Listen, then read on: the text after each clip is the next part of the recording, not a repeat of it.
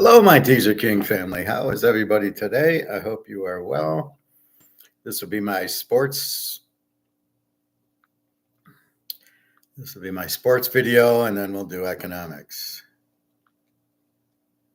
So we're trying to separate the sports from the economic. A lot of people are interested in gold and bricks and Comex, and then a lot of people are interested in my picks, my baseball and my football picks. So we will see.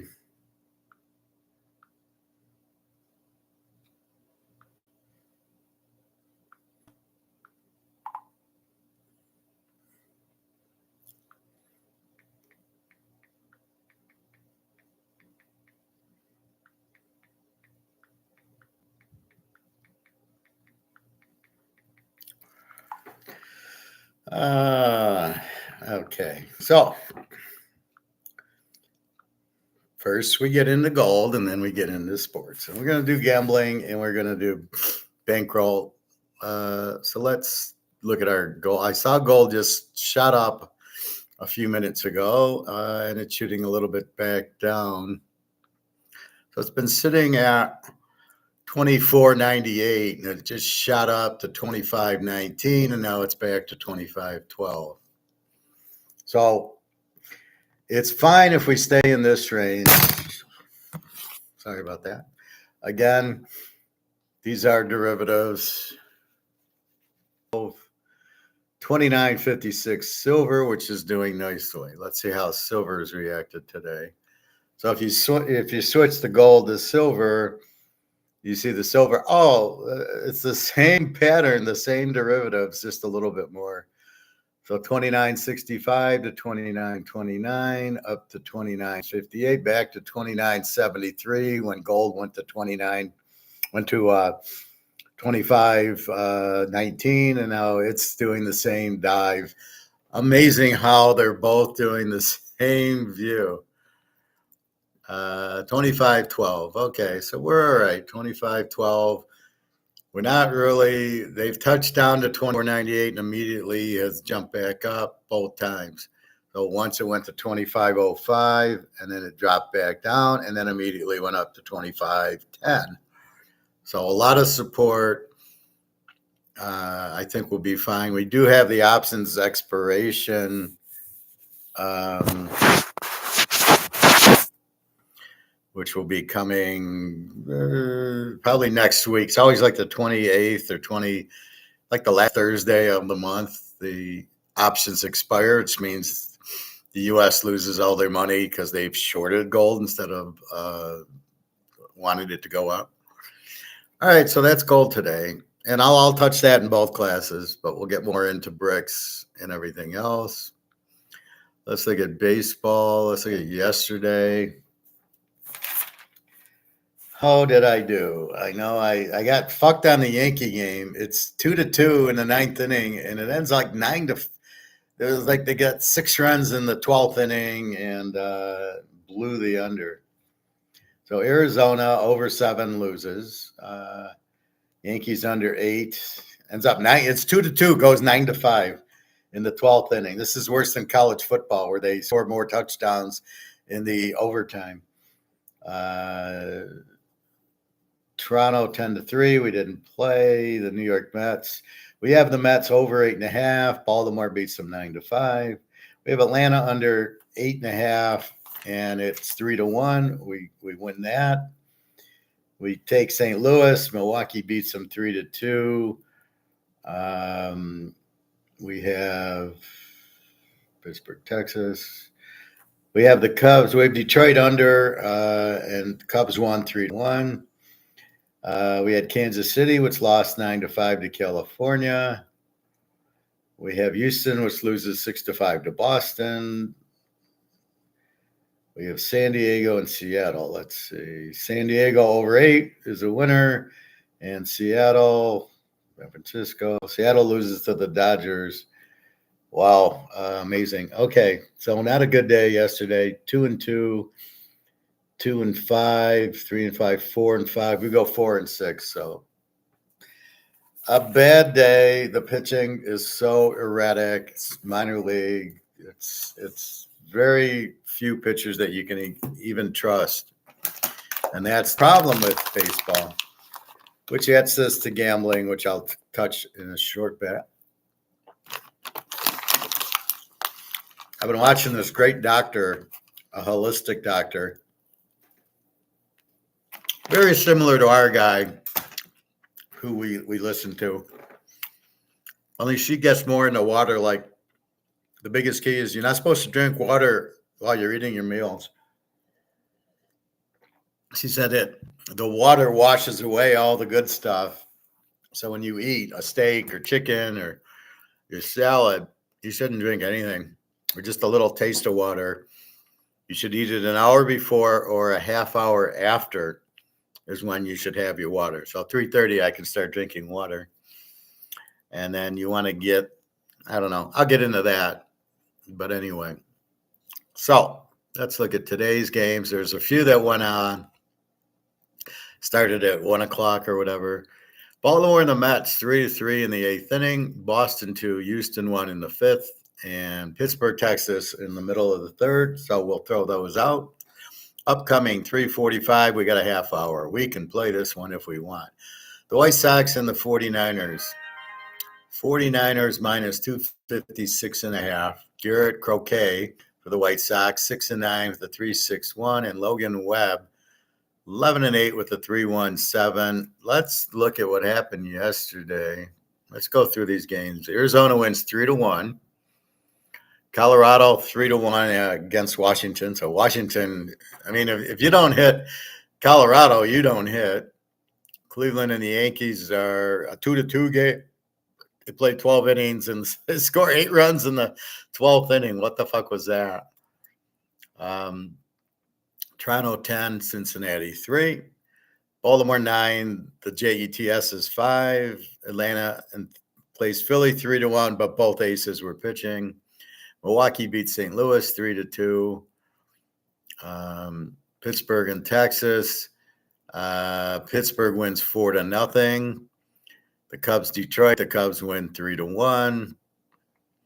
California and Kansas City. California wins 9-5. Boston, Houston. Boston wins 6-5. Again, you should have played it over, but you played Houston. Tampa and Oakland, a 1-0 game. Why am I not surprised?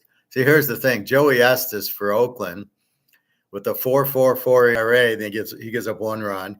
And the Tampa guy, Shane Baez, with the 3.48, shuts him out. And that's where the problem is. These 4 ERA pitchers throw the shutout. San Diego 7, Minnesota 5. So they're starting to hit. I think we had San Diego over because the line was so low. There we go. The 49ers 4, the White Sox 1. Robbie Ray with the 4.88 ERA gives up 1 run. And Davis Martin looks like the reliever. The Dodgers, Seattle. Joe Kelly with a 4.68 gives up 3 runs. Andres Munoz with the 1.88 gives up 6 runs. Makes perfect sense. And this is the thing. So why am I looking? Well, because we got the 49er game with the White Sox today, but I want to see how they hit yesterday. And they played a low-scoring game. Okay. Now we use that for today.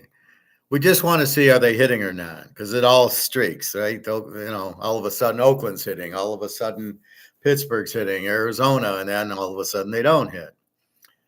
So in the 49er White Sox game, they didn't hit yesterday. It was an under. We got Crochet 3.61 Webb, but the over/under is 6.5, and the Niners are 250.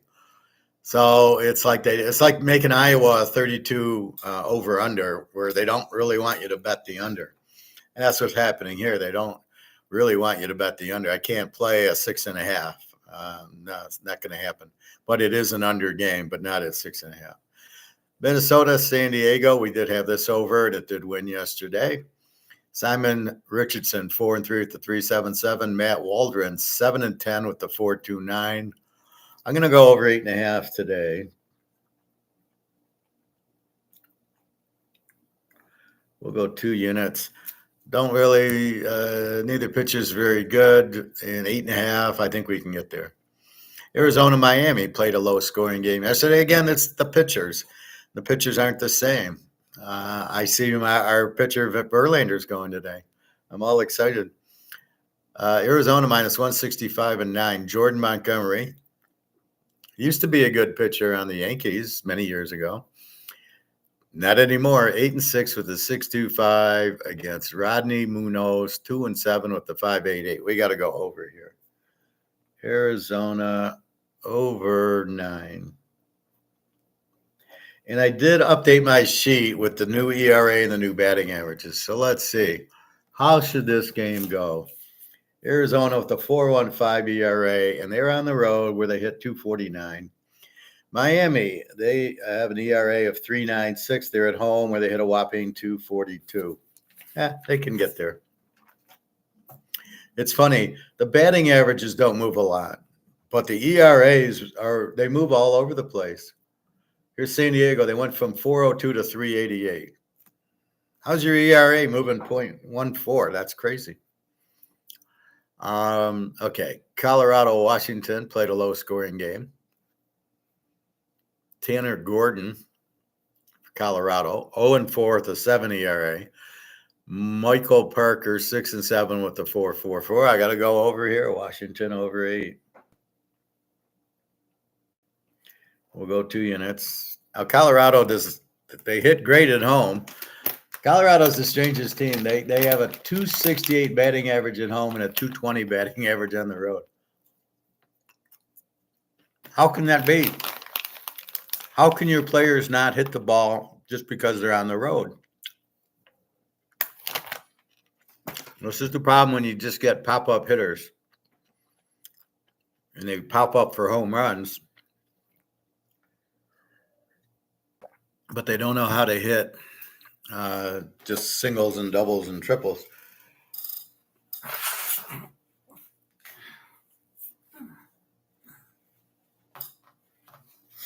Pardon me.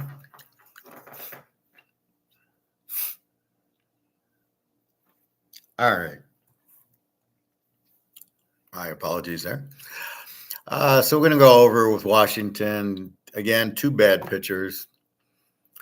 Yeah, what kills me is they go to the bullpen and, they give up 4 runs, and then the bullpen comes and pitches the 5th, 6th, 7th, 8th, and 9th and doesn't give up. They give up 2 hits and no runs. A lot of it's bullshit because the lefties will come up, he'll bring in a left-handed pitcher. And then the righties come up and he brings in the right-handed pitcher. They don't seem to have good closers. Very few teams. I think the Yankees do, and I'm sure Cleveland does. The rest of them, they're close. You look at the closer, he's got a 5 ERA. Why is he your closer? And they're not looking at the batting order.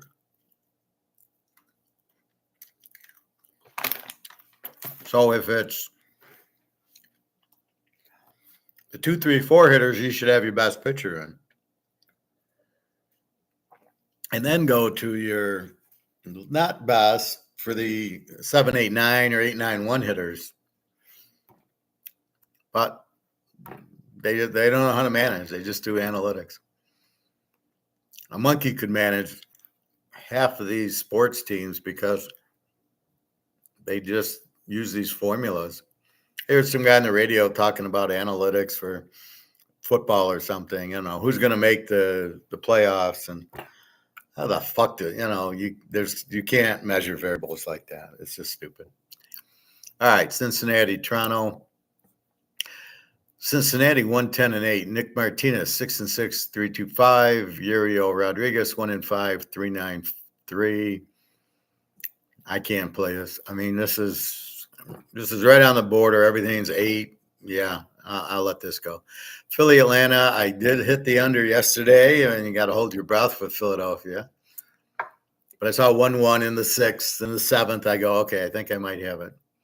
Aaron Nola, 11-6 with the 3.45. Max Fried, 7-7 with the 3.62. Over under a 7.5.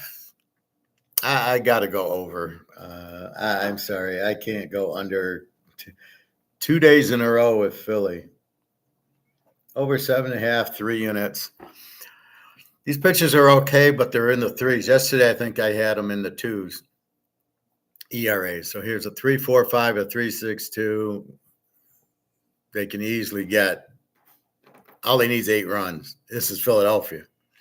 They got 3 or 4 300 hitters. That they'll get there, especially after not hitting yesterday.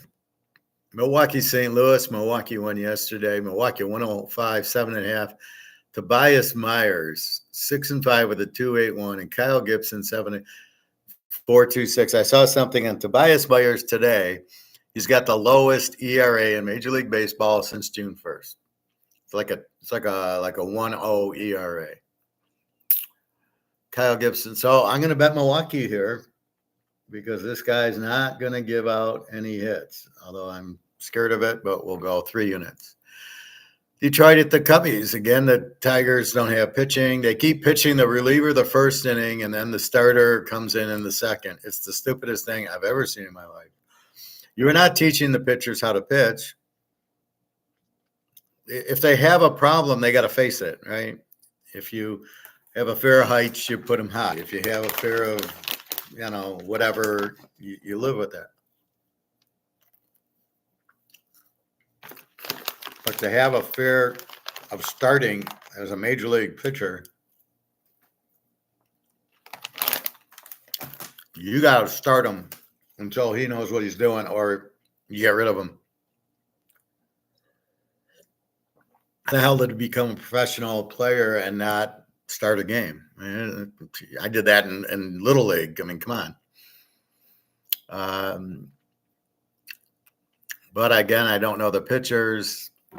Chicago's a 167.5. I would probably go under because Detroit can't hit, and the Cubbies aren't hitting well. It was a 3-1 game yesterday. Detroit's pitching decently with the whole bullpen pitching, but we'll see who the pitchers are. So I'll probably play this later once I see the pitchers.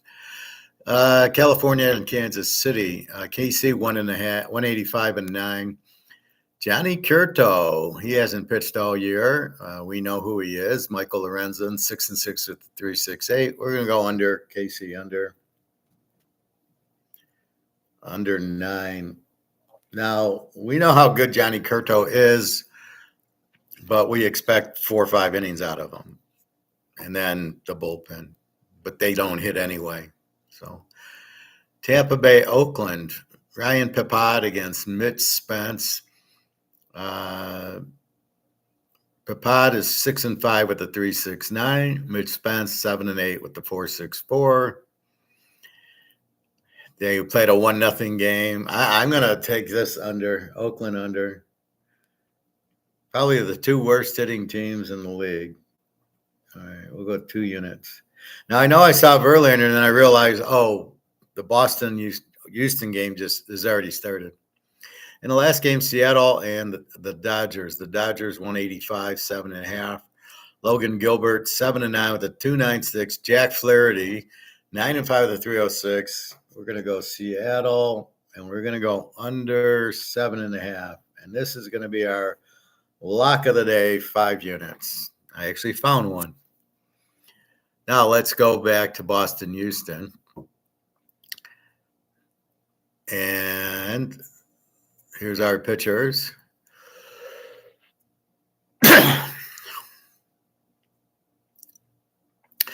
We got Big J Verlander going. 5 innings, 4 hits, 2 runs, 2 earned runs, 3.92 ERA, which we know is bullshit because the Yankees roughed him up.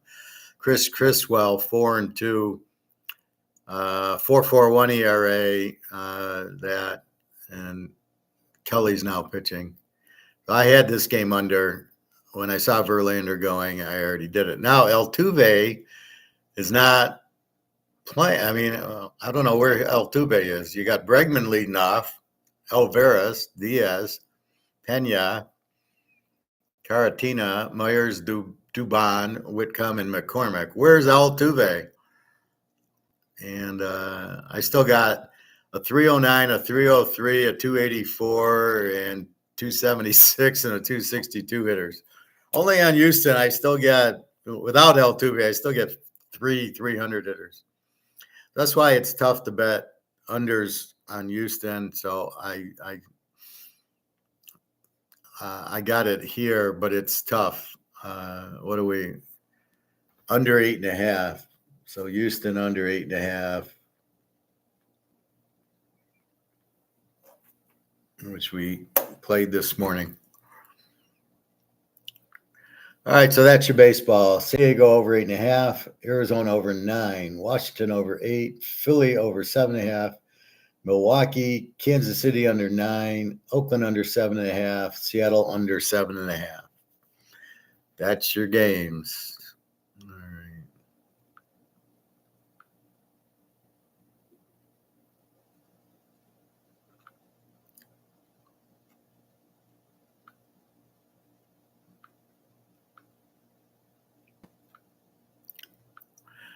All right. Now let's talk football. We know it's coming. This week is 2 games. Now,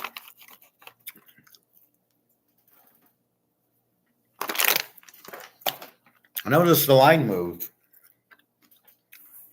on my SMU game.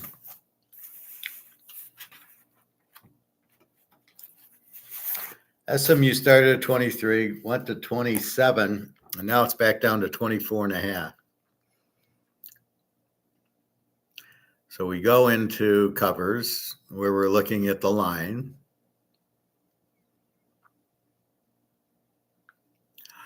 And we say, what's causing this line to change?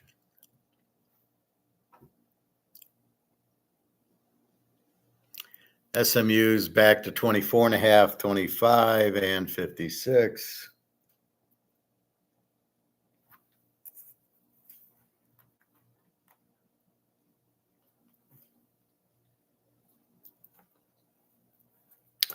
And Florida State is 10.5, 55.5. So this line's been dropping, as has the over-under. The over-under has dropped down. Now it's 55.5. It was 56.5. It was higher. Florida State was a 13. So those are your 2 games on Saturday.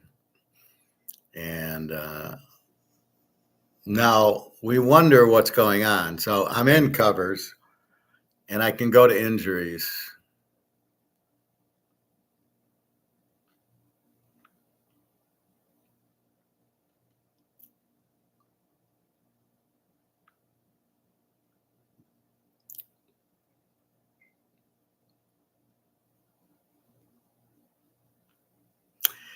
And we're going to go, what's going on with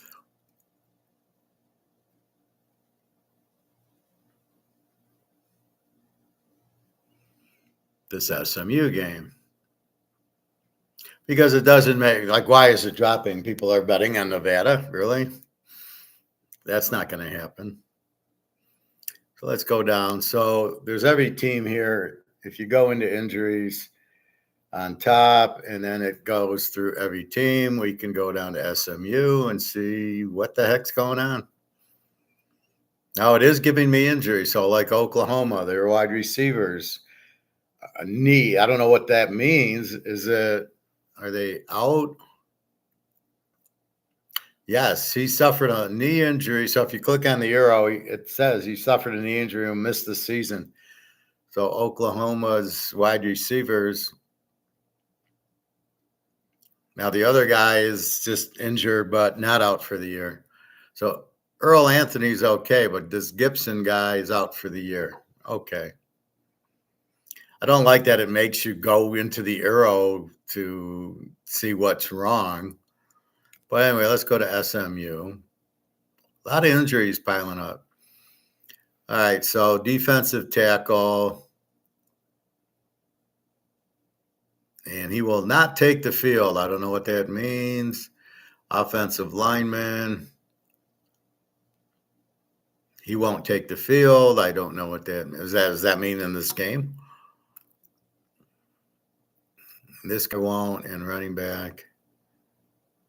And Wheaton, the running back, is out for the whole season. So now you can come here and go to SMU and see. Let's go. So let's see if Wheaton, SMU's what, in the Big 12, I think, or the AAC.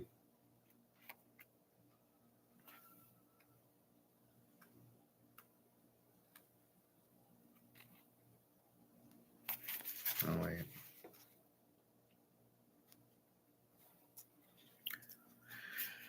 I think they're in the Big 12.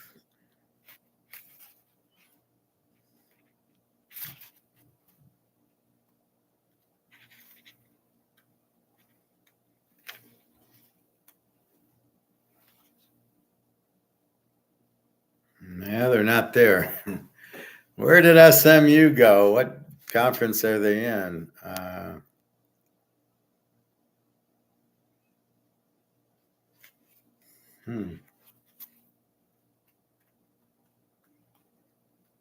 right, I'm going to find it.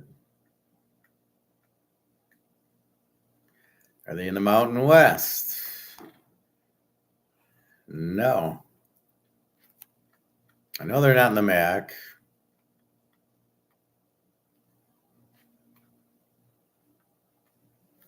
Conference USA? No. I know they're not in the Big Ten last time I checked.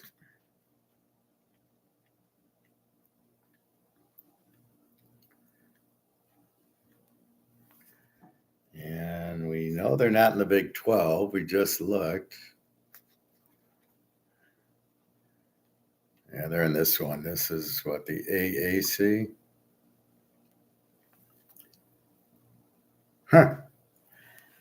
Okay, where is SMU? Did they go into the ACC?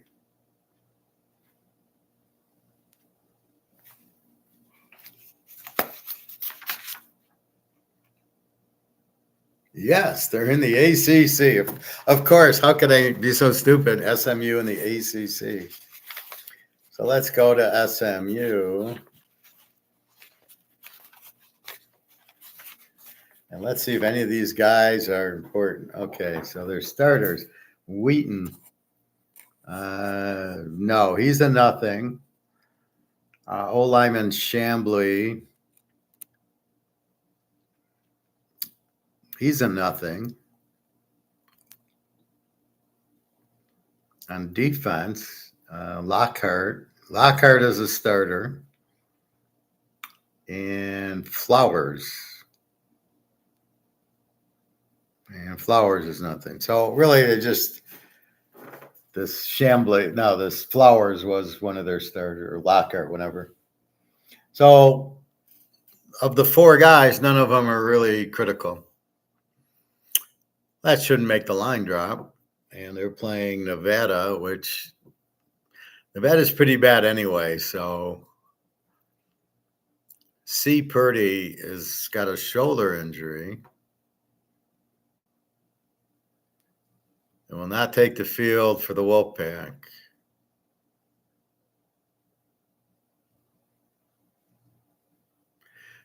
So this is probably Brock Purdy's brother.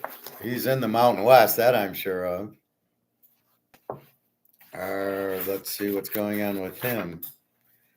Is he the starter? Then the line should go up, not down. No, Brandon Lewis is, and he sucked last year, so I don't know what Purdy's doing on Nevada. But it doesn't matter. They should say starter or not starter, so you don't have to do what I just did. All right, enough said with that. So I don't know why SMU's dropped to 24.5. I do know why Florida State. Georgia Tech's pretty good team, and Oogly Boogly sucks. Now it'll be interesting to watch the game to see if Oogly Boogly's backup comes in because he throws 3 interceptions. This is yet to be seen. Florida State, will they still have the 16 defense? Well, Georgia Tech, I had assumed their defense as a 30 will get better. It'll probably be low 20s, but they can score. They got a good offensive coach and a good quarterback. So that's college football for this week. So SMU went down. I have no idea why. Doesn't make sense. Both quarterbacks are returning. All right. So what are we looking at? Pro, there's. I'm not going to go through the minor, the exhibition. Maybe I'll do that tomorrow. But we went through the line yesterday. I just went through Saturday's line, so we will go from there. So I do have the pick posted. It's one of these Saturday games with a game from the following week.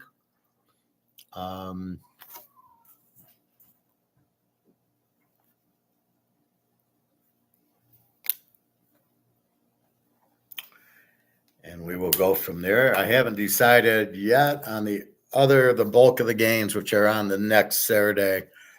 I'll probably post them this weekend. But away we go. We'll do the class.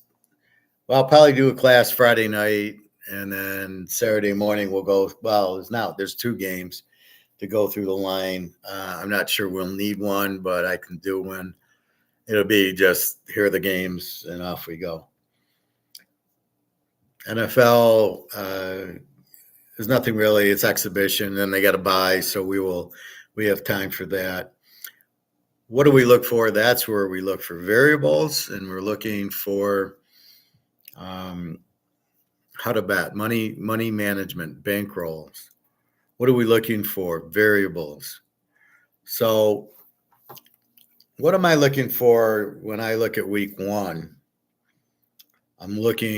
I go to the box scores, right? I go into Yahoo and Yahoo Sports, just like where I go for baseball, and it gives me the box scores. And I go, okay, what am I looking for? Most importantly, the quarterbacks. How did the quarterbacks do? Now, besides Army and Navy, I'm expecting, 20 or 30, a couple of touchdowns, how many interceptions. I'm looking, did the guy run a lot? The new guy, like the Oklahoma guy, probably will run a lot. Who's the other one? There's another Oregon State. He's Michigan State's. Is he going to run a lot? So you want to see and then I take notes and I go, what type of quarterback do I have?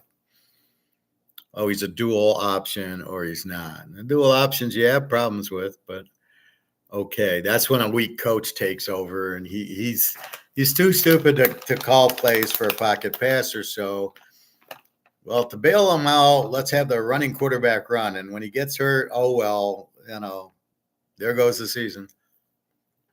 But I can blame it on the quarterback getting hurt, like the coach at Indy now, right? He can blame it on Richardson getting hurt. Well, don't blame me for us missing the playoffs. Now I can drink water because it's funny. You're not supposed to drink while you eat like if I finished at 3, I can't eat till 3:30. But you're supposed to have like 8 glasses of water a day, or a lot with ginger, and there's a lemon in here. So I'm touching all bases. But you're not, but then you're supposed to drink a lot. So how do you gamble? You're looking at expected outcomes. You're looking at variables. This is why math formulas don't work. To do a math formula like these analytics or or what do they call the analytics, the other thing, the logarithms or whatever, you have to have all the variables and you have to understand all the variables, which you can't. Teams off of a loss, teams in a big game, teams in a revenge game, quarterbacks out. There's no way you can do the math formula, but you have to be conscious of these. So I'm looking for expected outcomes. So I need to know who the players in the game, right? How are the quarterbacks? What kind of defense do they have? How's their coach?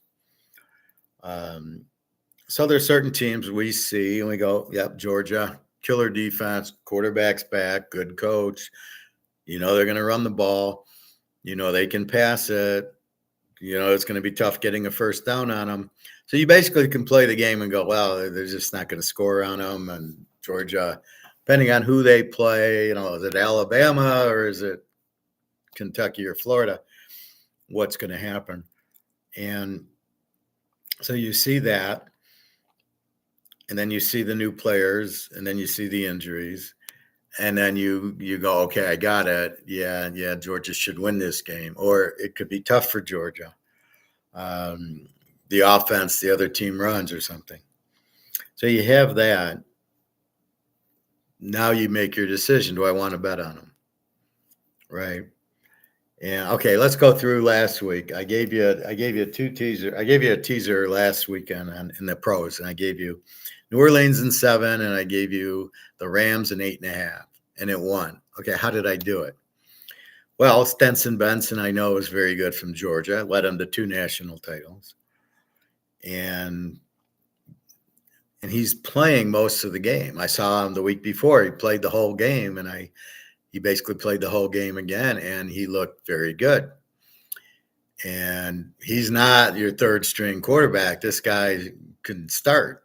He would start if Stafford, but you give it to Stafford. He won you a Super Bowl, and he's getting near the end. It's like Aaron Rodgers. You're going to start Aaron Rodgers, but you figure that out. So you look, okay, what's my variables? Okay, Stenson Benson's way better than the second teamer on San Diego. Herbert's not even playing, so you got Stick and you got some idiots. Harbaugh doesn't know what he's doing. He can't cheat and steal the signs. So Harbaugh let all the good players go, so San Diego's in trouble this year.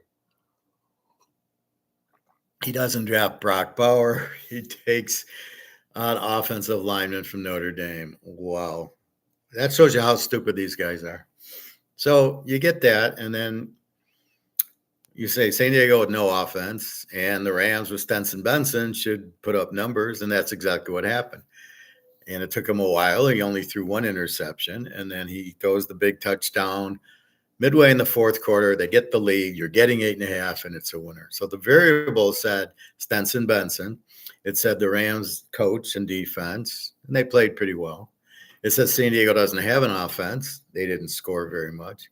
So it all led to taking the Rams as an underdog would be a good bet. So you're kind of breaking all the variables, and then you're going, this is a very even game, but I got a better quarterback, which is why you need the quarterback and the defense. Same thing, New Orleans against it's the 49ers. I didn't know Mordecai was on the 49ers, but I knew I had Hayner and Riddler and Rattler. So I got 2 pretty good quarterbacks. I know Hayner is better, and Derek Carr played a little bit. So I knew I would score, and Frisco played pretty well. Mordecai played well out of nowhere. Didn't know he was on it. And they got the Missouri running back who looks pretty good. And they got their defense, but they're not really playing their defense yet. So I thought New Orleans would hang in there again based on the quarterbacks. Not the coach. The coach sucks, but based on the quarterbacks. And the Niners really not doing as much as they should. I figured take the dog there. And I would have taken the Niners as the dog too.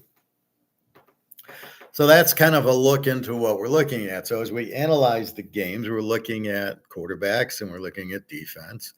So we go to the Florida State Georgia Tech game. We got Ugly Boogla. We've seen his act. He's terrible. He was terrible at Clemson. He goes to Oregon State. He was terrible there. And now he's at Florida State. What are we expecting? Him to be Joe Montana all of a sudden? No, he sucks, which means that the expected outcome is going to be Florida State not scoring a lot, but has that great defense. Now, do we assume they still have that great defense? Yes, because of the coach. We love Norvell, and he's a good coach. So with that said,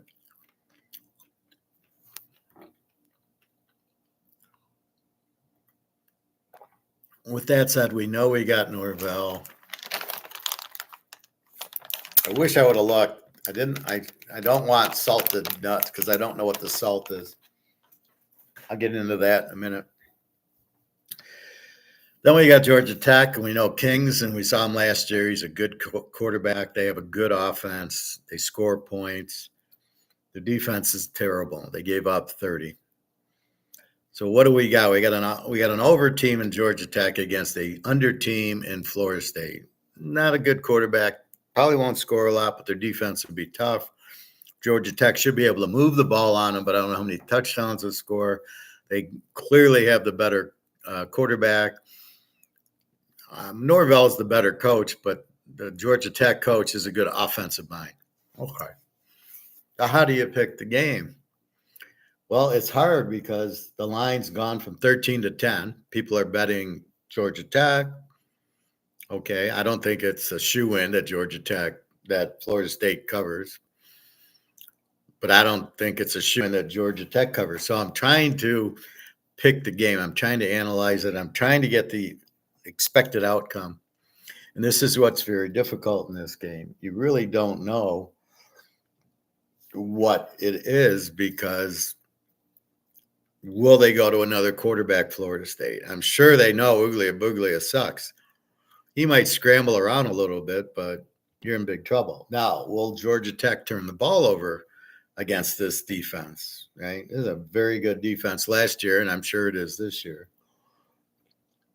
A little bit of a coaching edge to Florida State. The game's it's either a neutral or it's at Georgia Tech.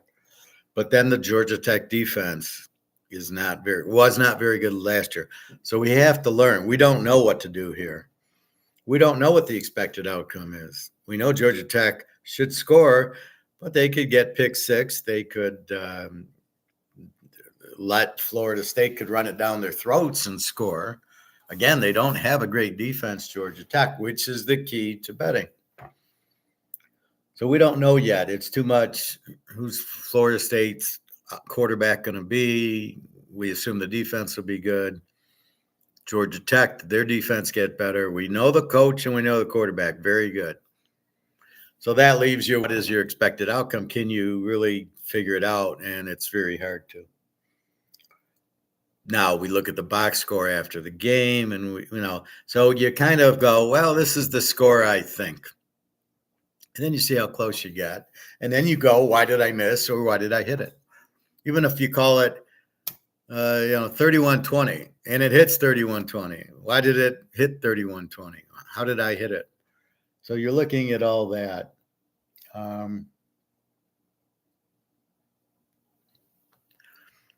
But we understand Buglia sucks. Maybe people don't realize. People must realize that if the line's going from 13 to 10, the money's going on Georgia Tech. But we are blind to that. We don't care. I'm not going to bet Georgia Tech because the line went from 13 to 10. I'm going to make my own score, figure it out. Where's the line? And then go.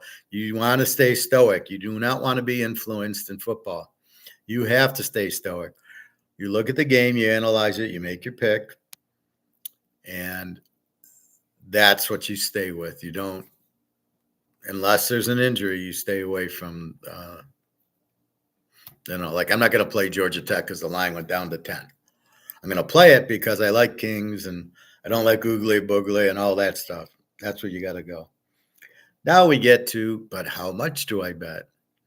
Early in the year, we don't bet too much because there's too much variables we don't know. And that's why I say, no, yes, I know I have less variables with Georgia and Ohio State and UCLA and USC and LSU than I do with Iowa State and, Northwestern and Maryland. I mean, those I don't know. So when I say I week one is more the cream because I know what I can expect. I know my variable. I know what Ohio State's going to do, and I know what Georgia's going to do, and USC, LSU. But this game I don't know. So this is the type of as I see, I have a good idea Georgia Tech will be a good team. I'm not sure what Florida State is, but after 3 or 4 games, now I feel much better knowing what Florida State is, what Georgia Tech is, what Miami is, what Houston is. I have my thought on Houston because they get the new coach, Willie Fritz. So that's what I'm looking at. So when I say I get stronger during the year, the variables fill in, right? Oh, look at this quarterback who we had no idea, and look how good he is. What's USC going to be with UCLA's defensive coordinator who came over? Well, we don't know. He was great at UCLA, but was it him or was he had 4 pro players on the team? That's what we don't know. Just because he did that, was it him or was it the players? Was it Belichick or was it Brady? And we know it was Brady. So that's what you're looking at. So how good's UCLA? Well, give us 3 games. USC, we know what their offense will be. The Vegas quarterback's very good. I'm expecting USC to have a strong offense because it's the system that Lincoln Riley runs. And it's always scores a lot of points. Okay. Except for last year. This is why I get on Caleb. They did not score a lot of points last year, and he did not have that big of a deal. Let me go into my spreadsheet. We'll take a look at USC and Mr. Caleb. So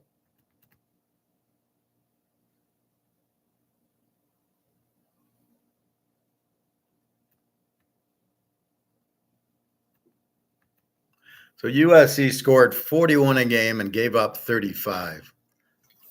They had 330 yards passing and 138 running for 469, compared to Oregon, who got 44 yards, 44 points a game, but only gave up 17. And they threw for 343 with Bo Nix and ran for 184. They had 527 yards of offense. USC and Washington had 469. So another 60 yards in offense there. And let's see what Caleb did.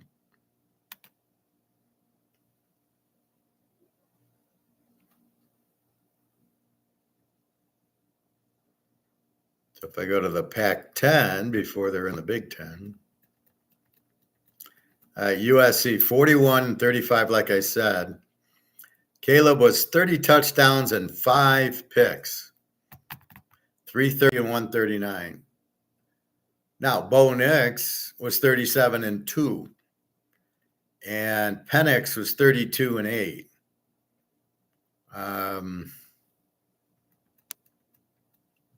Again, Rising didn't play. Prime Jr. had 27 and 3 and 82 sacks.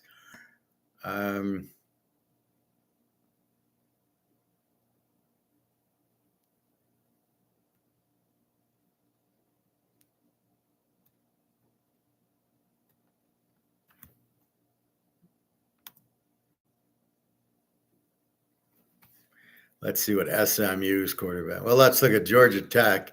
Kings was 27 and 16, so he threw a lot of interceptions. And they threw for 232 and ran for 197. They got 430 yards, but they run a lot, and Kings does run a lot. SMU, Preston Stone, they scored 40 a game, where Georgia Tech got 31 and gave up 17. SMU was a very good team last year. Stone was 28 and 6 with 12 sacks. They threw for 285 and ran for 181, so they had a 466. And that's the difference. Grayson McCall is on NC State. Keep an eye on him. We know how good he is. When we get to the Pac-10, Noah Fahidi of Arizona was 25 and 6, 25 touchdowns, 6. They threw for 305, ran for 150, so they had 453 total yards.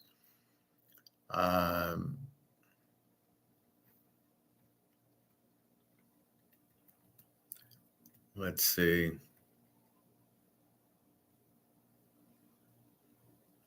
Let's go to the SEC.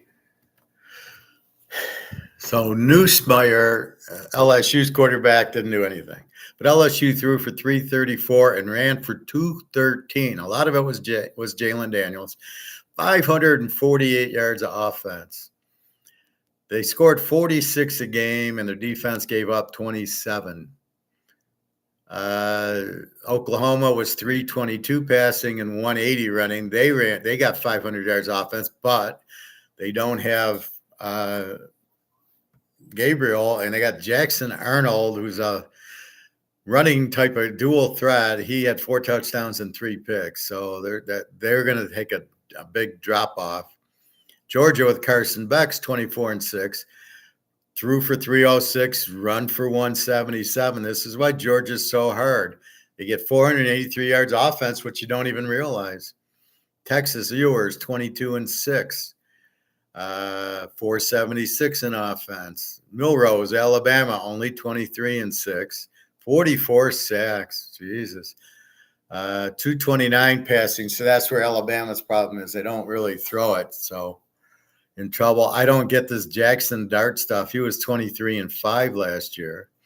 Brady Cook, my guy from Missouri, was 21-6. Graham Mertz of Florida was 20-3, but he didn't really do anything. They scored 28 a game, gave up 27 a game. Daggio Pava, my guy from Old Mississippi or from New Mexico State, was 26-9. He was pretty good. So that's what you got. So LSU scored 46 a game, Oklahoma 43, Georgia 38, Texas 36, Alabama 35, Ole Miss 34, A&M 34, Missouri 34, Tennessee 31. I got a whole slew of 30 points. Your best defense, of course, Georgia 16, Texas 17. So here's Texas 36-17. Quinn Ewers back.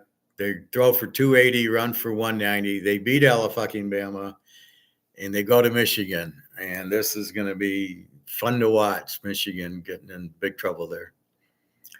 Other good defenses, Alabama 18, and that's it. There was only 3 under 20, and Georgia will be under 10 this year.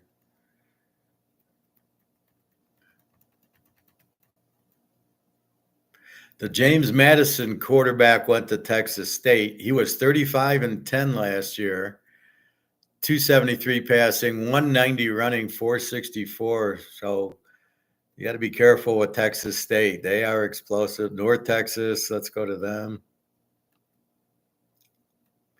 North Texas scored 34, gave up 37. They threw for 305, ran for 191, 496. But I bet nobody knows them, but they're a very explosive team. Memphis, 40 points a game, gives up 29. Seth Hennigan, 32-9. The Mountain West, a whole bunch of new quarterbacks. Vegas was 34-27. Utah State, 34-33. San Jose State, 33-25. That's offense, and that's points for, points against. Boise 32-24. The best defense was the Air Force, and that's why we bet them all the time. Then they got weekend. New Mexico 35, Hawaii 32, Nevada 33, Utah State 33. So you can see what we're doing, and you can see who's the good team and who's the ugly team. That's why we look at the stats. We look at the quarterbacks. Am I playing a good quarterback? Am I playing a bad quarterback? Am I taking my good quarterback against the weak defense? So Will Howard against Akron.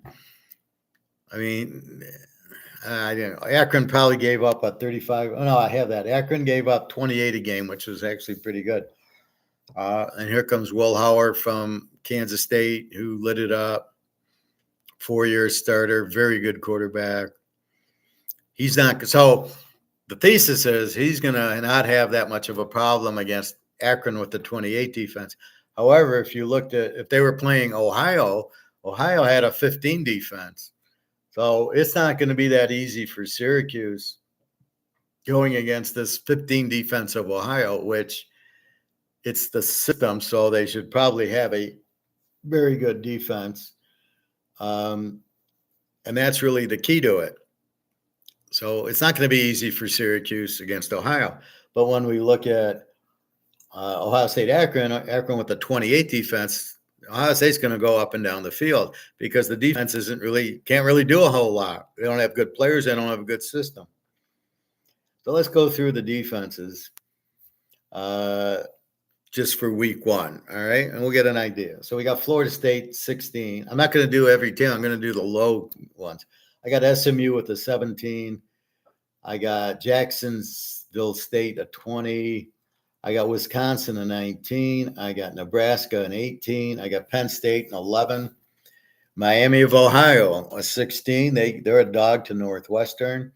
Ohio State had an 11. Georgia 16, which I will bet will be a 10 because they switched defensive coordinator. See, they give up 16. They fire their coach. I love it. That's how you win, right? That's not acceptable. With that defense, the way they run it, they shouldn't give up more than 10 anytime. Texas with the 17. Ohio with the 15 in the MAC. Alabama 18, but Nick Saban's not there. DeBoer was a 23. So we'll see what we got. Troy a 17, but I don't expect that. New coach. UCLA an 18. They did lose their coach too. Michigan a 10. There's no way they'll get close to that. New coach. Notre Dame a 17. A&M a 21. James Madison an 18. And Florida State again with the 16. So what does it teach you? When they're playing in the games, the defense is going to dominate. The offense on the other team isn't going to run up and down the field. And then you look at the other side. So if Ohio State's playing, well, we don't have Oregon here. Ohio State will play, let's say, Florida State. You have an 11 defense against a 16 defense. You're not getting a lot of points in that game. Two strong defenses. Then you try to go under with the game if the under isn't too low. Like Iowa, problem with Iowa, they had a great defense, but the problem was that the over-unders in the games were getting down to 32. It shouldn't really be under 40. I mean, that's unusual, a 39, but a 32. It's like baseball with the 6.5. How do you play it? So that's your variables. Now, what you're looking at the first few weeks, is it the same? Penn State's an 11 last year. Well, I guarantee West Virginia is going to put up more than 11 in the first week. So that's going to change that to 20 or 30. But then you need more games to balance it out. You also have to be careful who they're playing. Are they playing the high school teams? Well, if you shut out, Eastern Illinois, well, that doesn't count because they're not even a Division I team. However, when Penn State plays Ohio State, that's really what you're focusing in on. They keep them under 20, okay. If they don't, then they're not really a 20 defense. And they get better as the year, so they might start with a 25 and then get down to an 18. And so you got to take the last 6 or 7 games against better teams to really see what the defense is. That's what I did with the Detroit Lions. They looked good, but they played Atlanta and Carolina and a lot of weak offenses, New Orleans, Tampa. And then they started to play better team. They played Baltimore and they played Green Bay and the Bears and Dallas, and all these teams started lighting them up. And so when I looked at the last 7 weeks, they were a 30 defense. So you have to take away the Carolina and Atlanta games. And so when they played the Niners, that's why you see I locked the over in the game because Green Bay had put up a 35 on Dallas. Green Bay put up 40 on Dallas and then put up 30-something on Frisco. I said, shit, if Green Bay's putting up 30 and Detroit's got a similar offense and no defense, they're a good over team. And obviously you can score on the Niners like Green Bay did. And that's how I locked the under. Vegas misses that. They don't catch the teams changing. And they put a ridiculous, the over-under was like in the 50s, and it was a joke. That's why it was locked with Mahomes as a dog, which should never be. That's what I don't understand about it. You can't see Mahomes. You make Mahomes a dog in the playoffs.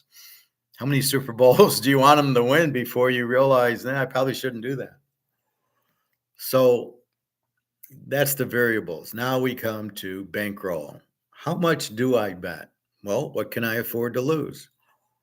The difference between betting on gambling, blackjack, craps, poker, football, and gold is I can't lose in gold.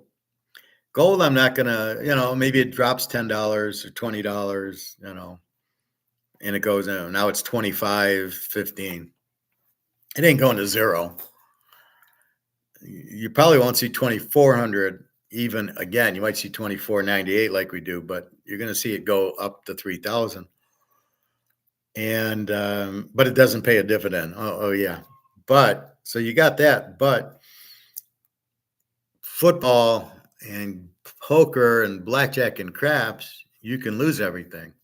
So you make a football bet and you bet $500, you either win 500 or you'll lose 500.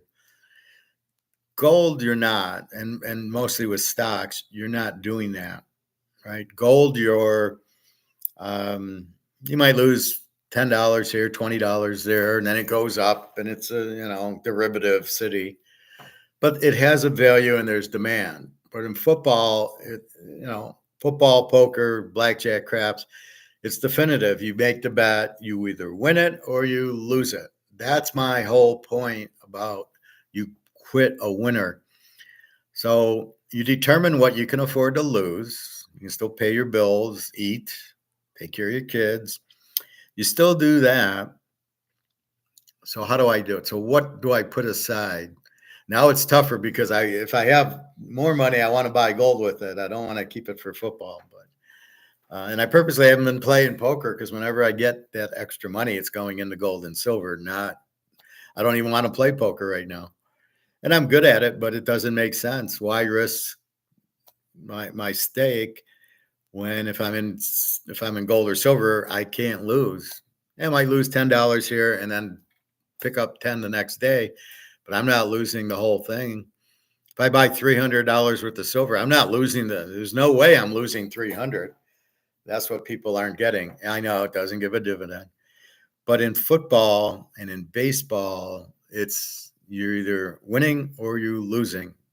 So you've got to be very careful how much you're betting. So let's say we figure out I can lose this 5,000 and I'm okay.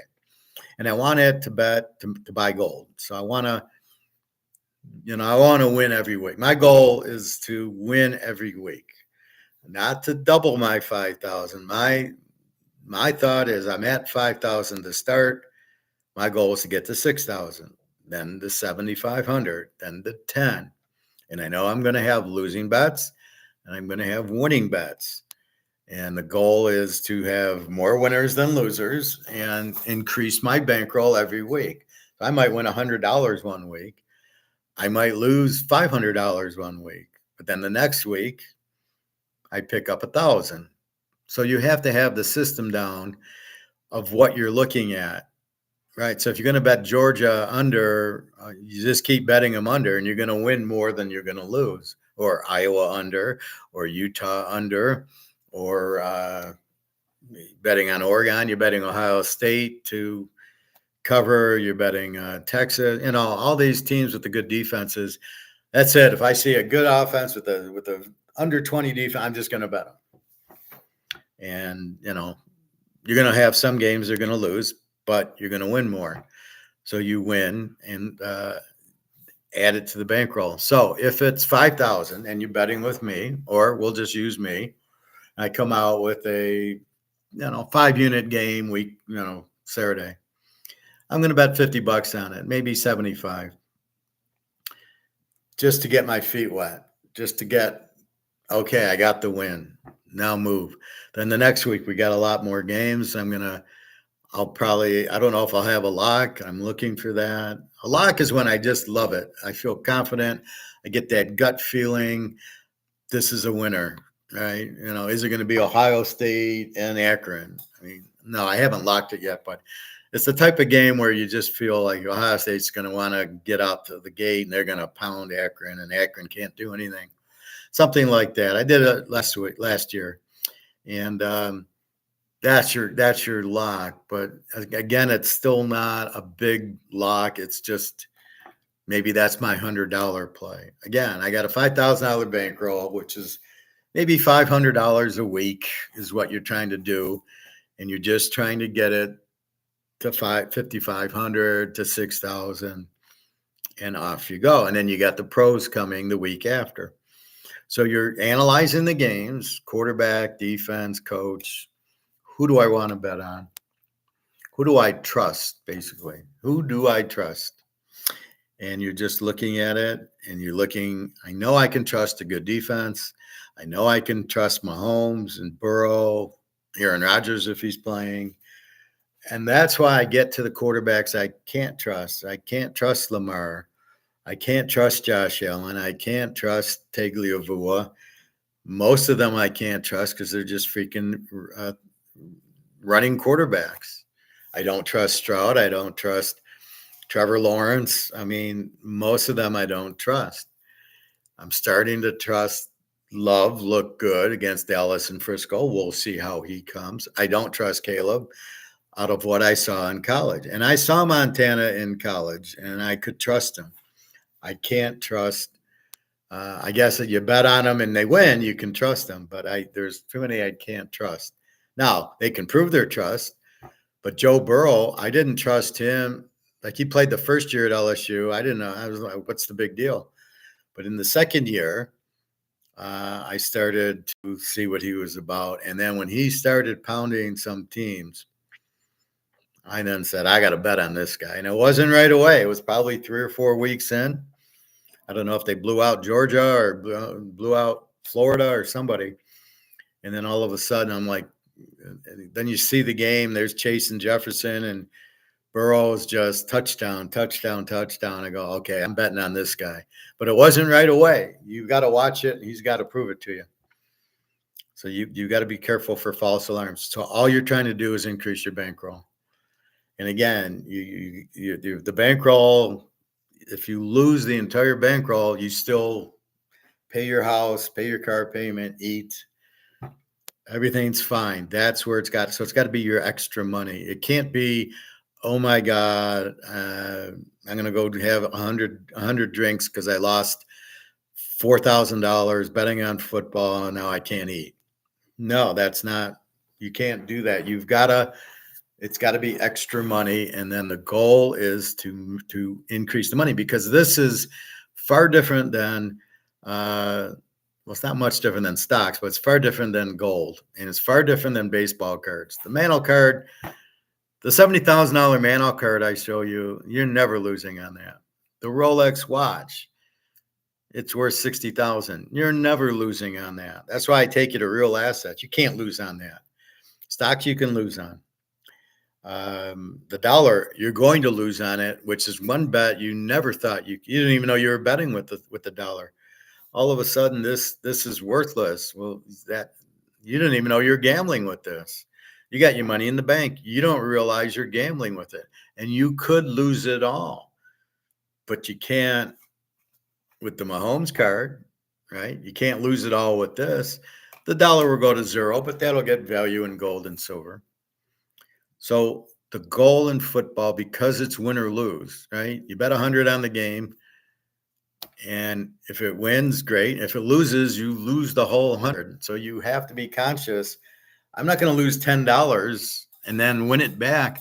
I'm going to lose everything. So that's why you start slow, careful, go to the cream. All right, we're betting Georgia, we're betting Ohio State, we're betting Alabama. We're going to the cream. And then we know them. We don't need to see them for 4 weeks. We do need to see what Kansas looks like after 4 weeks. How's West Virginia after a few games? How's Michigan now with the things? How is San Jose State? How's Georgia Tech and Florida State? Can I bet on them? Because that's what you're looking for. That's the only thing you're looking for. Can I trust them and bet on them? And at what type of team are they that I can trust and bet on and against? That's what you're looking for. And that's what I'm the best at. That's why I win. every year, because by the time I get to about week 5, I've nailed every team. And that's why you see me hit Rice, and I'm hitting the Army and the Navy. That's where I get that from. I see the Navy with this great defense, and they're running the ball down everybody's throat. A couple years ago, I don't think I locked Navy. No, it was Army, I think. But they played Michigan. They played at Michigan, and they played at Oklahoma. And they lost Oklahoma 24-21 when Oklahoma would score 60 points a game. And they went to Michigan and they lost 24-21. And I nailed both games. How the fuck am I betting Army or Navy? I know it was Army against Michigan and winning. That's what I do. Between knowing what to look for and the feel, I I can see. If I see Army play Ohio State 21-20, now I go, okay, they're a great dog now. Anytime because you just proved it against Ohio State. And that's what you're looking for, that really big game, and then how do they do it? And then you can go from there. And that's really the key. So that's what I'm looking for. And again, I'm building my bankroll. I'm not starting out big week 1. However, the bankroll starts at $5,000. When it hits 10 grand, I'm now betting 200 a game. And I know I can get down to $5,000. I'm fine. I'm not going to zero. What was it, a $3,000 bet I had on that lock? I had Baltimore over, I had Kansas City over Baltimore in the championship game. The Lions Frisco over was my lock, $3,000. Now, not in the beginning of the year. I don't know who the Lions are, but now I know they're a strong over team, good offense, no defense, and that's how I bet them.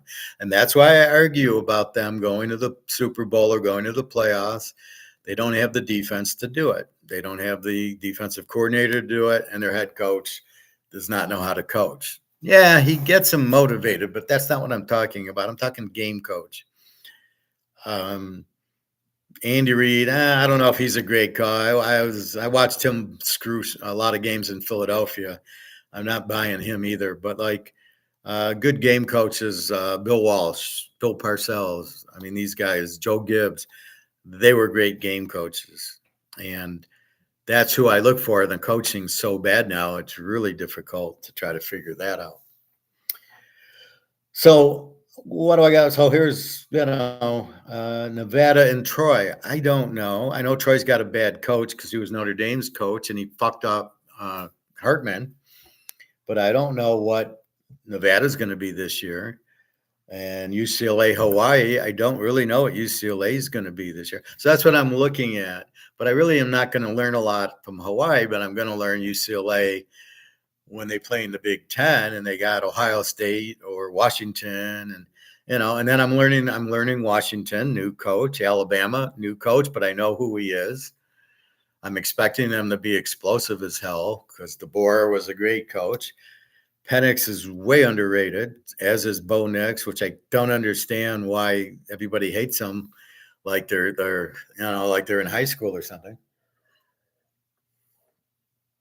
And that's basically what I'm looking at. So I look at Boston College, Florida State. I'm going to break that game down. I'm going to check the box score. BC's quarterbacks sucked last year. Florida State, unfortunately, I can't believe somebody drafted Travis. I think Philadelphia. The guy can't walk. We've seen this before with Mackenzie Milton at UCF. He tore his foot was backwards. He never played again. I mean, you got to be kidding me. Southern Miss Kentucky, Georgia State. How good are these teams? See, that'll be a good one. Georgia State, Georgia Tech. We know Georgia Tech's pretty good. We don't know Georgia State. But if they play Georgia Tech to a 31-30, we're going to say, yeah, I'm going to take them in the Sun Belt all day. If they get blown out, I just know Georgia Tech's a good team. I'm not really sure I learn it.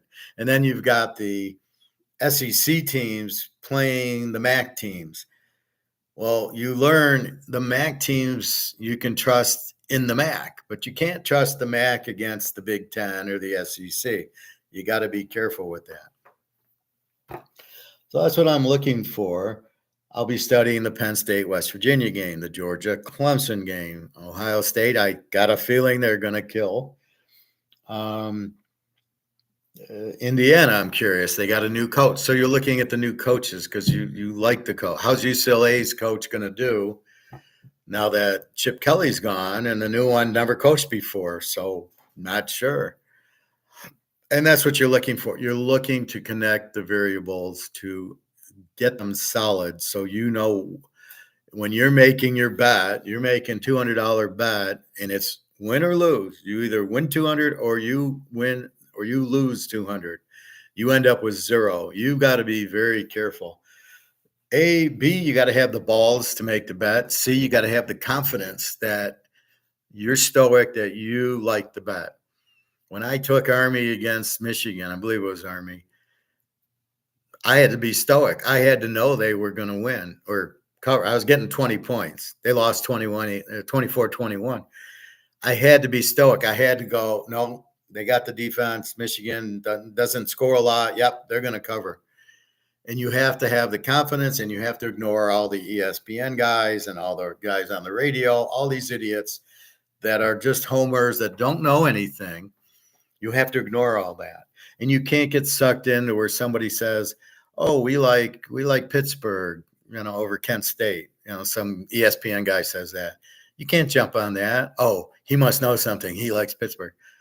You've got to understand it.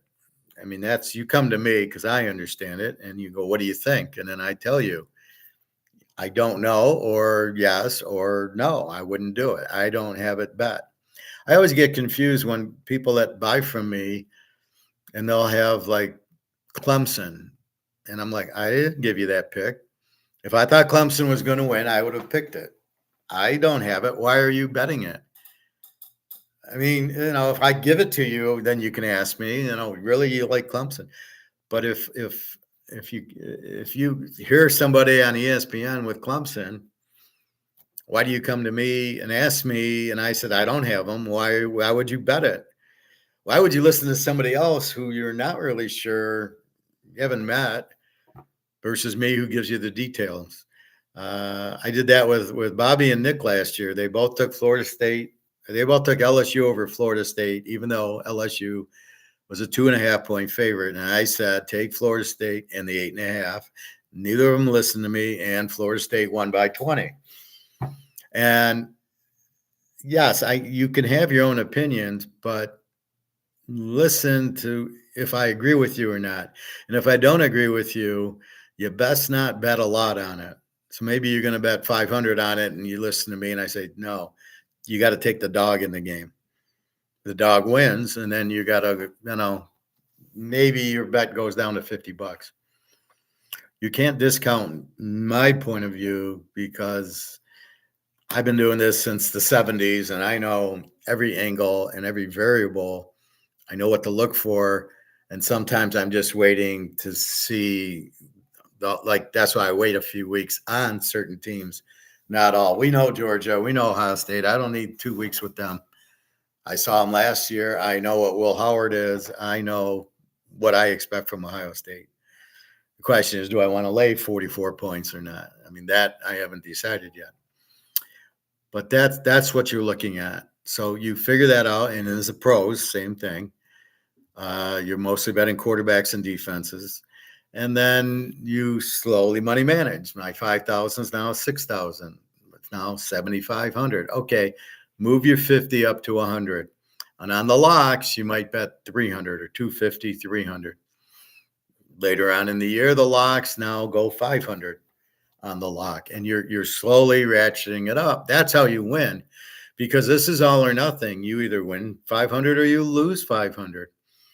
Gold, you're not losing 500. Gold is just, we know, going up. And stocks, you could get killed in. You're going to get killed in stocks.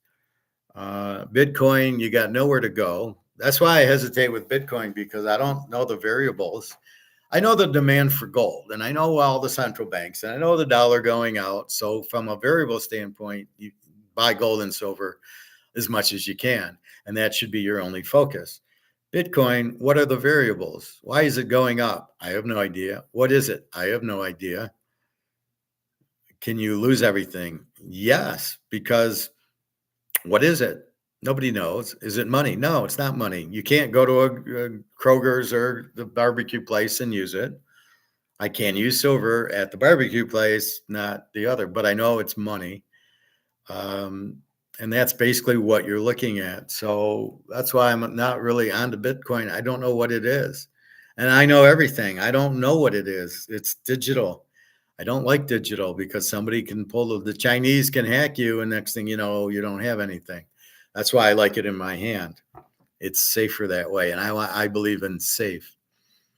So your baseball picks today: San Diego over 8.5, Arizona over 9, Washington over 8, Philly over 7.5, Milwaukee, Kansas City under 9, Oakland under 7.5, Seattle under 7.5, and Houston under 8.5. How did I pick those? Starting pitching, looked at the bullpen, looked at the batting averages. Now, is that it's not as good as football is. There's a lot of weak pitching. There's a lot of minor leaguers playing. There's way too many pitchers that are not major league pitchers playing. And so I don't have the confidence in my picks as much as I do in football because you can't trust them, right? Look at the Tigers. They only have starting pitching. They got to have a bullpen guy start so the starter can come in the second inning. Yeah, I want to trust that manager and that pitcher. Wow. Then you look at the batting order, and there's a bunch of guys hitting 180, and you're like, well, fuck. And then they somehow they score 5 runs, and you're like, how the fuck did they do that? They can't hit 200. So there's a lot more risk in baseball than there is in football. Football, I find I've got it figured out down to a science, and that's why I win at it every year. Every year, I might start a little slow sometimes not. There was one year, it was 2002 or three. Is the year, what was it? Oklahoma beat Florida State like 16-2 in the national championship game. I started that season 35-0. I just looked at the games and they won. And then next week I was like 5-0 and 6-0 and 8-0. I went 35-0 the first 5 weeks in football that year. So yeah, I can do it. I get very hot when I get good matchups, I get really hot. The year Cam Newton went to the Super Bowl, I got on a 35-0 run on my locks. 5 locks a week for 7 weeks. I hit them all. Every lock, I hit them all. And it just, you had the right matchups. You saw the game. You're looking for good dogs, and you got them, right? Oh, okay. I remember the Thanksgiving game. It was Carolina and Dallas, and they made Dallas the favorite. And here's Cam Newton, and I had Carolina and getting 3, so I had Carolina and 9. I mean, it was a joke. That was a lock. Philadelphia, Dallas, same thing. I had McNair, Donovan McNabb getting 3 points from Dallas, always overrated. Getting 9, they'd win 41-10. So you had the matchups you want. You had the right teams as the dog that you want. A lot of times you don't get that. That's what robs me of a lock is or Ohio State goes to Oregon. I want Oregon a 3-point favorite, and I'll take Ohio State in 9, but maybe I get Ohio State as a 3-point favorite, and I don't want Oregon in 9 as much as I want Ohio State in 9. And that's the thing. So that's what you're looking at. And it's just when you get it. And I get really hot when I get the right dog. I got real hot last year. All of a sudden, about week 8, week 9, I started getting the right teams as a dog.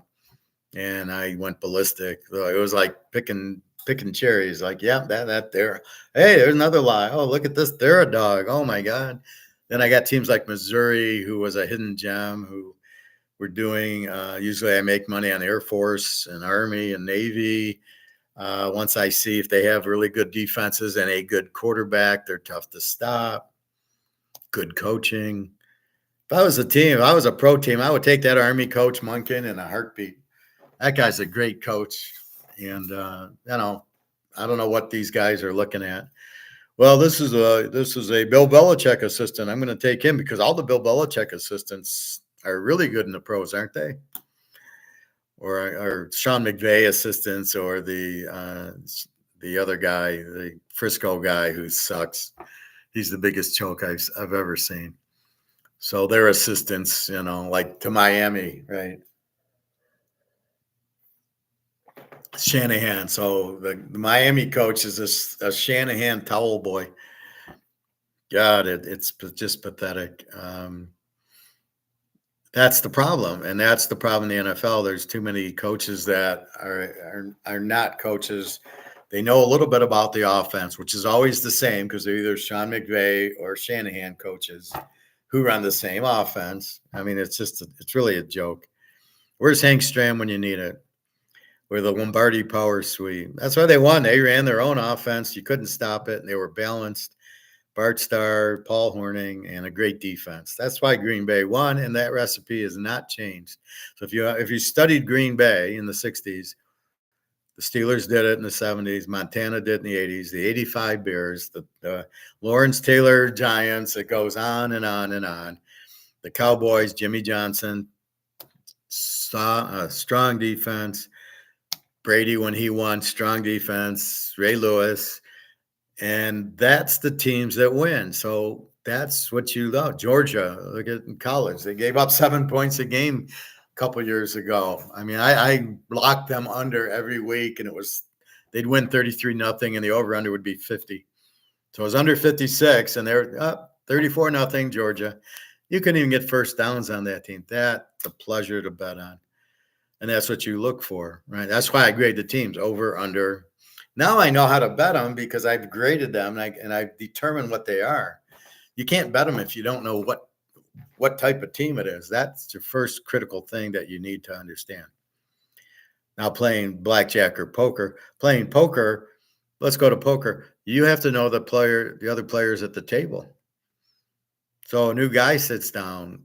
How do you play him? Is he a bluffer? He's either going to be a bluffer, checker, or he's aggressive, but he's not a bluffer. I'm aggressive, but I'm not much of a bluffer. I bluff a little bit, but not a lot. But I am aggressive when I have a hand. So some guys just check it and they're scared to bet, but they'll stay in. Some guys bluff and some guys don't bluff.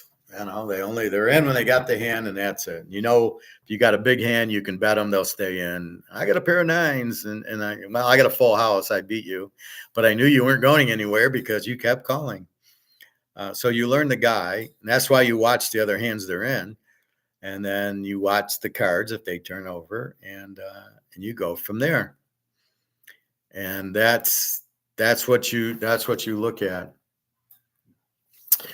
And that's how you play poker. You can't slow play your hand unless it's a really big. If you flop quads, you're slow playing. I love the Rounders movie, the Johnny Chan World Series, and he's watching it with the girl from X-Men, Jean Grey, and oh my God, Johnny Chan, he checked his straight. Like, yeah, why wouldn't he? Why would he bet his straight? Would you bet your four aces, or would you check them? When you got the nuts, you don't bet at all because it shows that you have a hand. So you don't want to give that away. You want to hide your hand as much as possible. So they're like, oh my God, whoa, he's so good. He checked his flop. He checked the nuts. Oh my God, I can't believe that. That movie has a lot that is really terrible when you listen to a lot of what he says. But anyway, that's what poker is. It's you got aces. You got to bet them. You got to bet them and see how they call you, because if you check your aces and all of a sudden there's 3 clubs on board, you're fucked. What are you going to do? Bet them? I got a flush. 6, 7, 8. I got a straight. Your aces don't stand up. That's why you can't just small play ace. Now, if you get 3 aces, then you can slow play a little bit. But if all 5 cards are out, you're going to get 2 pair very easily. So with that said, that's how and the same way you gamble. Again, poker, it's you either win or lose. It's not it's not like gold where you lose a little and then you can win a little back, and you're not going to lose everything. So you buy an ounce of gold, $2,500, it's not going to go to zero. Right? It's going to slowly dip it. It's going to slowly derivative around, but it's not going to zero. You can't lose it all. Uh, at most stocks, you're not going to lose it all. You're in Microsoft, you're probably not going to lose it all, but you are going to lose a big chunk of it. The dollar, yes, you will lose it all. That's unusual, but that's what's happening. That's why I tell you to get out of the dollar. You're going to lose it all. You got 100 grand, it's going to zero. That's your problem. So, poker, you got to be careful. You know, people are watching, so you want to give fake tells. You got to understand the game. Blackjack and craps is different. Nobody's watching you. You're playing craps. You're playing the guy throwing the dice. You're both probably on the pass line. You're playing against the seven or with the seven, and you're going to bet. Knowing the seven's coming is critical. So you've got to. If you start hitting a few points, you better pull your money out because the seven's coming. Blackjack, you know, the dealer's got to. That's the strangest game because normally, like craps, you either hit the eight or you hit the seven, right? You either make your point or you're seven out. But in blackjack, okay, I have 15 and I take the card and it's a 10 and I bust. But then the dealer has 16 and bust. Well, wait a minute. We both bust. Why do I lose? Oh, I busted first. What kind of game is that? That's why I prefer backrack. At least I can bet on the dealer or on the bank. And it's either a win or a tie, but my hand doesn't go away. So if I have a 4 and I hit and I get an ace and now I got a 5 and the dealer shows a 2 and the dealer gets a 5, now has 7, well, okay, you beat me 7-5.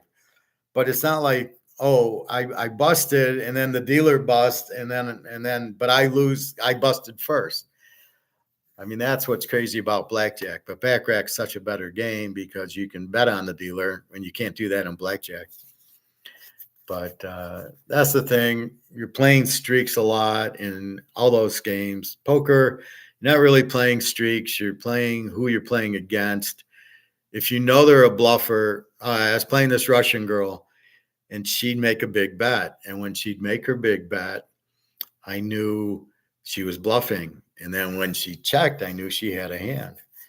And so I waited for her and I get trip aces and I check and she makes this big $150 bet. I go all in. I got her because I know she's bluffing. Or do I care because I know I trapped her.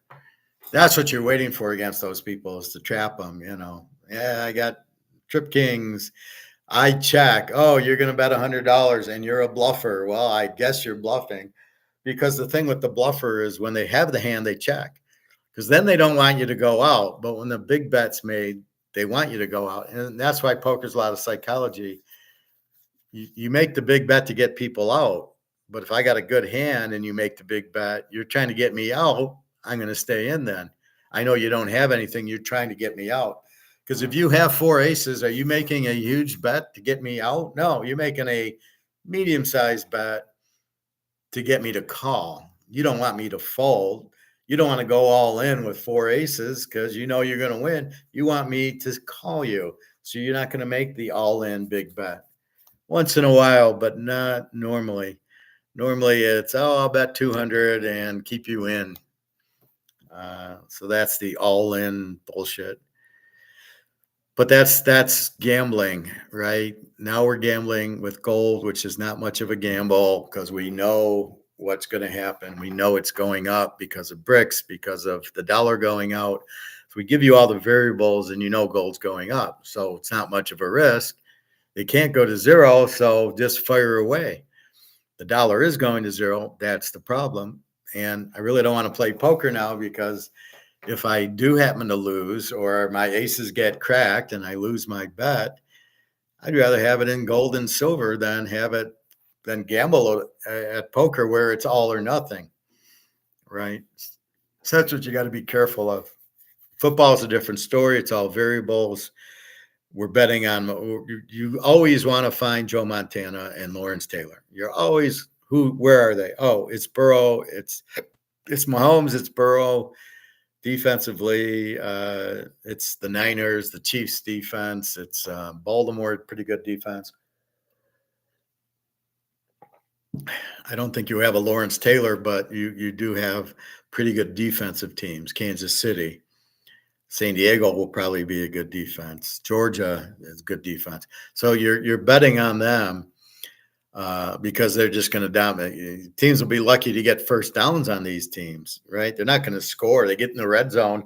All these quarterbacks want to run there. You don't run it in against these defenses. That's where the problem is of a Lamar or any of these, even Josh Allen running or CJ Stroud. They can't run at the 15-yard line against these defenses. You ain't going anywhere.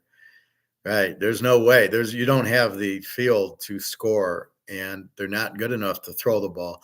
That's their problem. So they can make a 10-yard run at the 50-yard line, but that doesn't really buy you anything.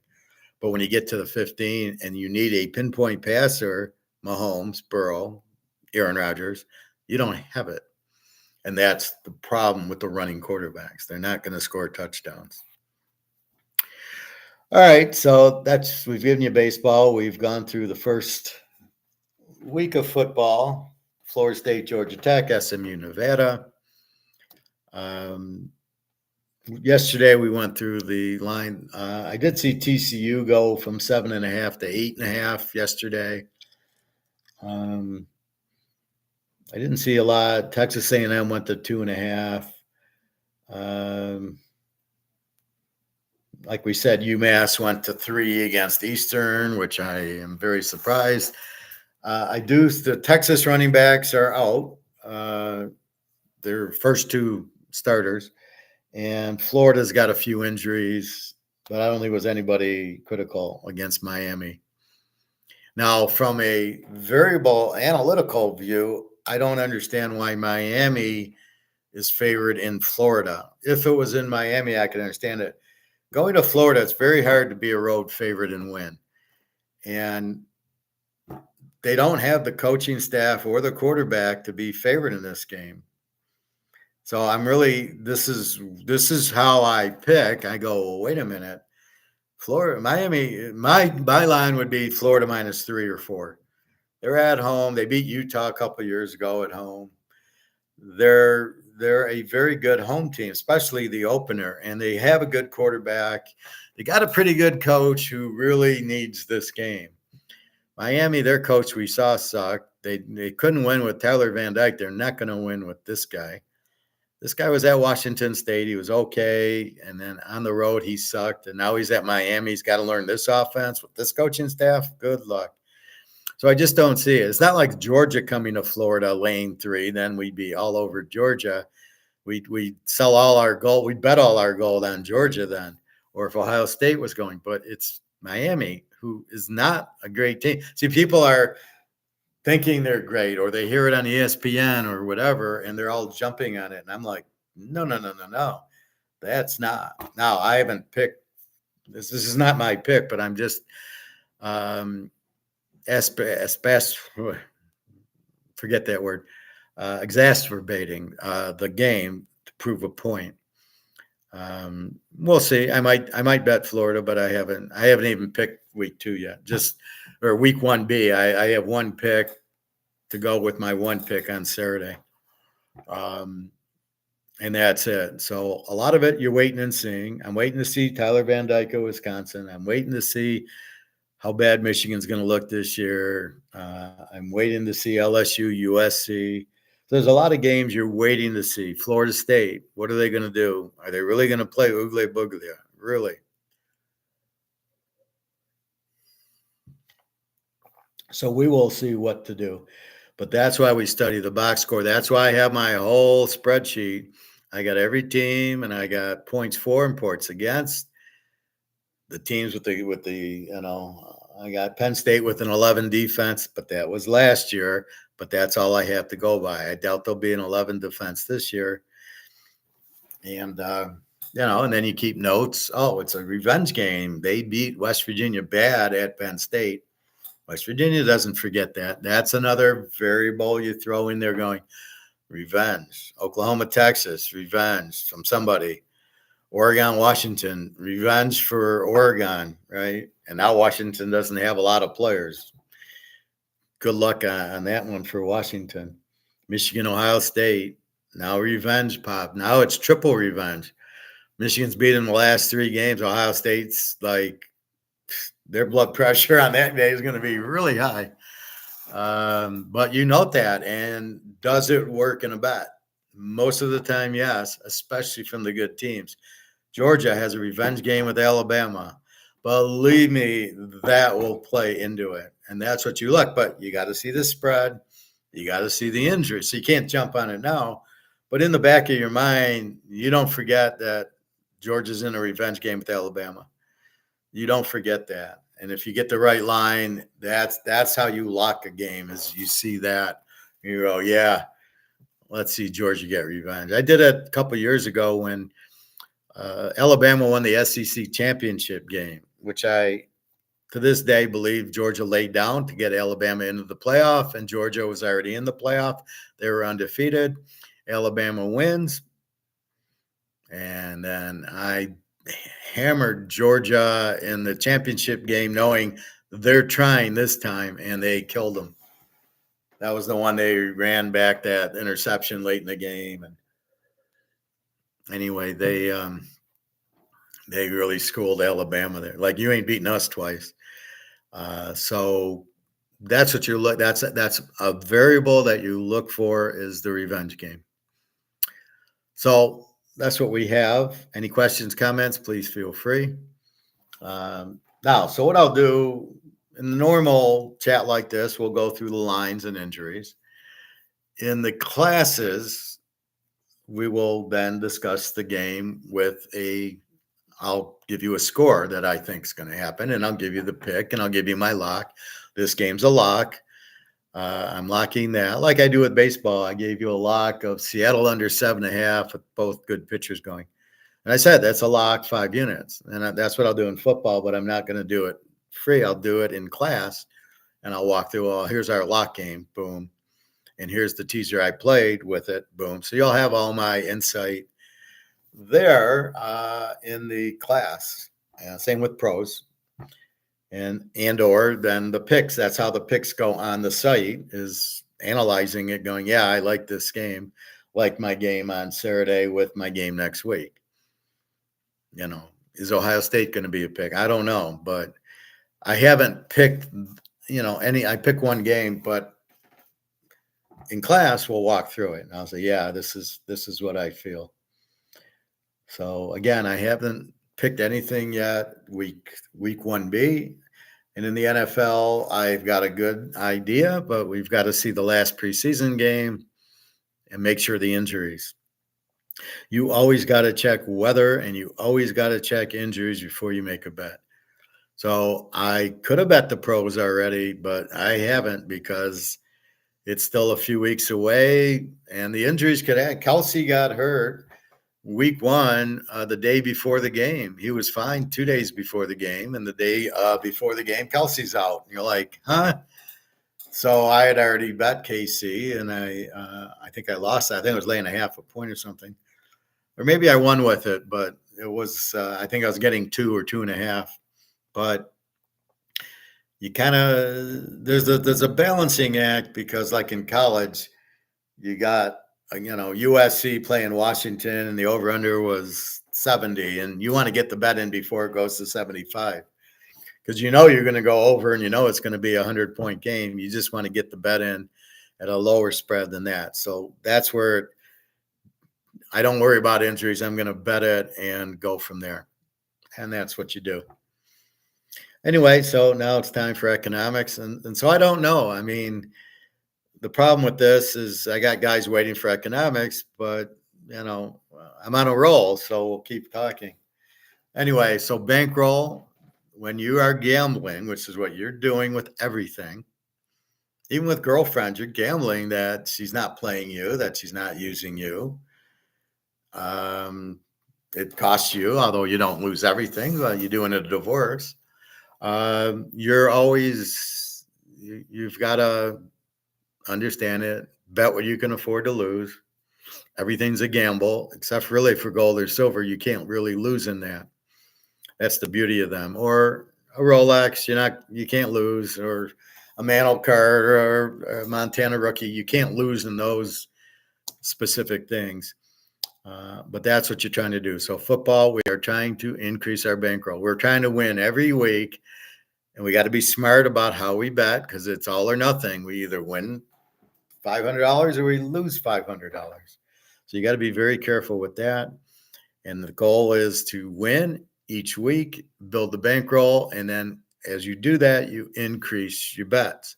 You start at 50 and then 75, and then it's 100, then you're betting 200 a game, but you're up $5,000. So even if you start losing, and then if you start losing, you lower your bet back down to 50 or 75. That's the key to it. So watch your streaks and look at your variables. You got to watch the injuries. You might love a team, but then they get injured. And so even though you love them, if they get injured, you can't, like last year with Cam Rising. I loved Utah. But I couldn't bet them because Cam Rising was injured. So I had to go to Oregon and Washington and bet the hell out of them last week. Again, the quarterback and the coach and the defense is critical. That's what you're looking like. Washington gets, or the board goes to Alabama. Well, it really won't change their offense. They were very high scoring, but now the defense is a little different. Oregon gets Gabriel. Oklahoma gets this weird quarterback. He's kind of a running quarterback. I'll be curious to see that, unless they go to the wishbone again. So that, UCLA, how's the new coach? And there's so many the coordinators move around. It's fucking insanity. All right, so that's what we're looking at. That's how you bet. You get the variables. You check for injuries because that'll change the variables. That's why mathematics and algorithms do not work when you're betting because they cannot possibly have all the variables. It's impossible. And so you don't want to rely on that. You want to rely on yourself, knowing quarterback, defense, coach, what's going on, running backs, whatever. All right. That's it. So we have the 2 games Saturday. So if you want class, I'll probably be doing it Friday night. And otherwise, you can just buy the picks. And the pick is posted. And then more picks will come probably this weekend with the rest of 1B college. And then soon I'll post the pros. Again, waiting for the exhibition to end. And I love how Caleb's not going to play. Like, oh, Caleb played a half. He's all ready to go because he looks so good at USC. Unbelievable. Anyway, well, we understand that. We're going to use that against them because we're going to bet against him because we know he's really not that good. And everybody else is, oh, it's Caleb. He's the Michael Jordan of football. All right. I will be right back in about 5 minutes with economics. You're welcome to join. You're welcome to ask questions. And it's all very much fits together. This with the variables fit with gold and silver, fit with bricks and COMEX. Just like I'm analyzing a football game, I'm analyzing COMEX. I'm analyzing what bricks is doing. I'm analyzing the dollar being printed to zero. It's all the same type of analytical work. That's where I believe I have the edge over all these chuckleheads doing their little gold shows over them is because I can see, I look at it as a handicapper gambler and they don't, they're stockbrokers, which I don't even know what that means. All right. I will talk to you back in about 10 minutes. All right. Have a good day. Thank you. www.teaserking.com. Just go there, purchase pick, you take the class or just buy the picks, whatever you want to do. Now, if you buy the picks or you're in the class and then you listen to ESPN, you can ask me, I want to play a 5-team teaser. What do you think of Cincinnati? Or, some off the wall games that they gave you, then you can ask for my input on, and I will help you with the input. As long as you're a customer, I will. All right. Have a good day. I will talk to you in either a few minutes or I'll talk to you tomorrow.